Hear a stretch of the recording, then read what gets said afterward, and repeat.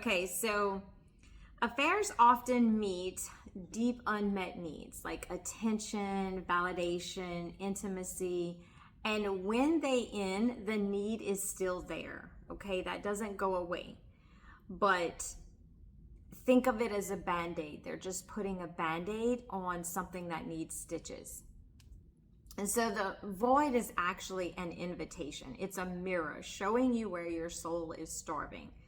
Use that emptiness to get curious. What am I really needing?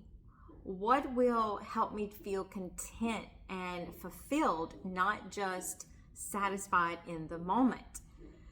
So the thing is, God doesn't waste our brokenness. He fills the gaps with his presence, his truth, and yes, eventually with how to love ourselves, how to accept love from him, how to accept love from our spouse so that we're not searching outside of ourselves.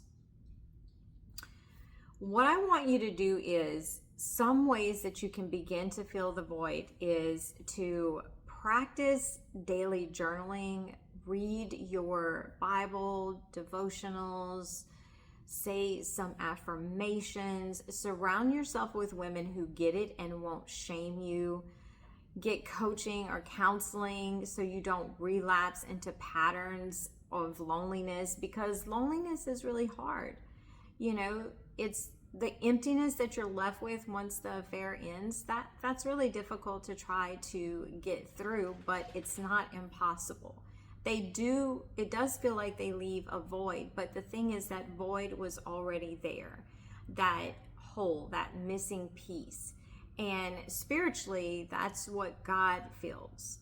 Practically, that's where our emotional wounds live. That's where core wounds live, or core beliefs, however you want to call it. That's where they live, in that emptiness. Because there was a need that wasn't filled during childhood that needs to be filled. But the affair partner doesn't have the power to do that. What happens is, when we have an unmet need from childhood, it creates a wound. We need true healing. We need to know that I am good, that I am accepted, that I am worthy, I'm not a burden. We need to know these things about ourselves, and that's why it's important to build our foundation on who Christ says that we are, building our identity and who God says that we are.